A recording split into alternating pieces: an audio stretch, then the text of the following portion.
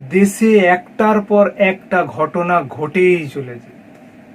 এমনিতে তো বাংলায় বিভিন্ন রকম ঘটনা ঘটেই চলেছে, সেটা আপনারাও দেখতে পাচ্ছেন। এখন উত্তরপ্রদেশের হাতরাসে বিরাট একটা ঘটনা ঘটে গিয়েছে। এক ধর্মীয় অনুষ্ঠান ছিল, সেখানে অনেক ভিড় হয়েছিল। সেই ভিড়ের মধ্যে মানুষ এদিক ওদিক দৌড়াতে থাকে এবং পদপিষ্ট হয়ে শতাধিকের উপরে মানুষ মারা যায়। কতটা বেদনাদায়ক ঘটনা! 100 জনের উপরে মারা গিয়েছে এবং সেখানে ম্যাক্সিমাম হলো মহিলা এবং শিশু। এই ধরনের ভিড়ে এদিক ওদিক যখন দৌড়ায়, পড়ে গেলেই তার উপর দিয়ে চলে যায়, তখনই কি হয়? মারা যায়। শ্বাস প্রশ্বাস বন্ধ হয়ে গিয়ে মারা যায় তখন। কারণ একজনের পর একজন উপর দিয়ে যেতেই থাকবে, সে কিন্তু উঠতে পারবে না মাটি থেকে, তখনই দম বন্ধ হয়ে মারা যায়। এটা অনেক ভয়ঙ্কর একটা ঘটনা। এই ধরনের ঘটনা বহুবার হয়েছে, তা সত্ত্বেও এত যখন ভিড় হবে একটা ধর্মীয় অনুষ্ঠানে, কেন সেইভাবে প্রিপারেশন নেওয়া হয়নি?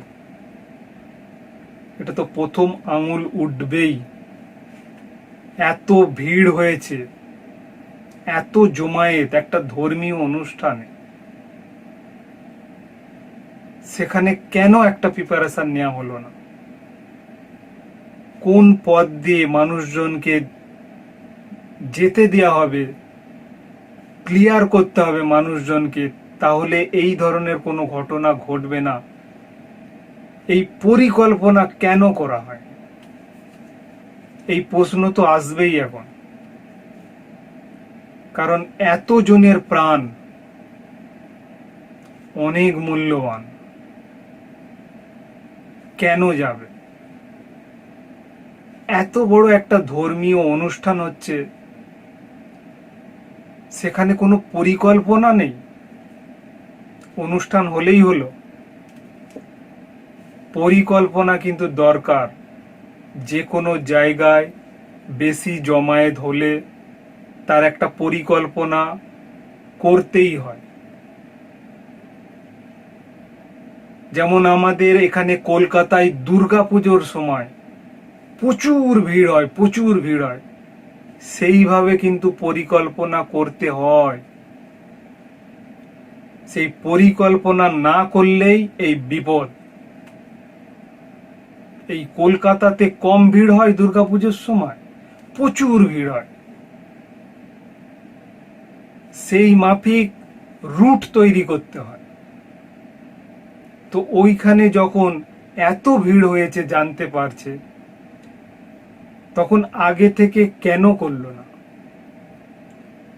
জানে যে ধর্মীয় অনুষ্ঠানে অনেক ভিড় হয়,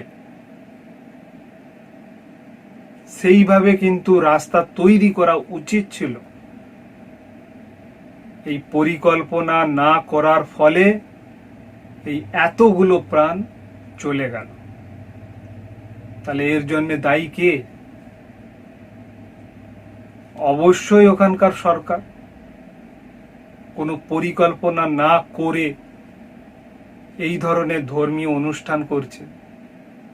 এই ধর্মীয় অনুষ্ঠান করতে গেলে পরিকল্পনা করতেই হবে, কারণ এই অনুষ্ঠানে অনেক ভিড় হয়। পরিকল্পনা ঠিক ছিল না, তাই এত বড় একটা বিপদ ঘটে গেল। বহু মহিলা মারা গিয়েছে, কারণ ওই ভিড়ের মধ্যে একবার যদি নিচে পড়ে যায়, একটার পর পা দিতেই থাকবে ওই শরীরের উপরে, তখন দম বন্ধ হয়ে মারা যায়। কারণ মহিলারা তো উঠতে পারবেই না। মহিলা কেন, ওই ভিড়ের মধ্যে কেউ উঠতে পারবে না। তখন দম বন্ধ হয়ে মারাই যাবে। কতটা বিপজ্জনক। এত লোক হয়েছে তবু কোনো পরিকল্পনা নেই। এর আগে অনেক জায়গায় এইভাবে শয়ে শয়ে মানুষ মারা গিয়েছে, সেইটা আপনাদের এখানে দেখাচ্ছি। কোথায় কত মানুষ মারা গিয়েছে সেটা আমি দেখিয়েছি, আপনারা দেখুন। তারপরেও কোনো শিক্ষা নেই যে এত লোক মারা গিয়েছে এর আগে, যে কোনো ভিড়ে এগুলো মারা যায়।